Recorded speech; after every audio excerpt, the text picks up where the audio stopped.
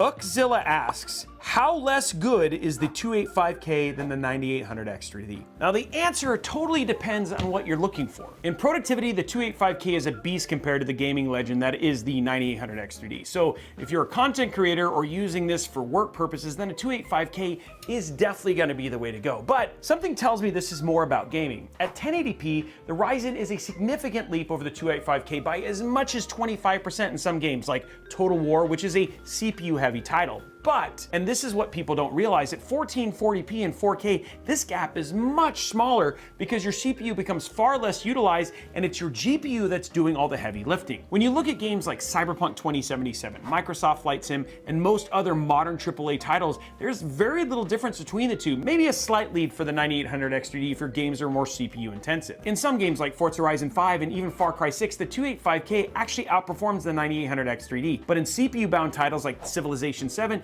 you do see the lead going to the 9800X3D. But if you play at 4K, it's almost no gap. So either works for gaming at 1440p or 4K, but if it's just for gaming, then I would get the 9800X3D given it's cheaper. If you want to do more than game, the 285K would be the better option. However, I would save money and put the savings into a GPU instead, which is always going to be better for frame rates than any CPU. Grab something like a 9700X or a 265K and jump up in GPU power. That's the smarter move.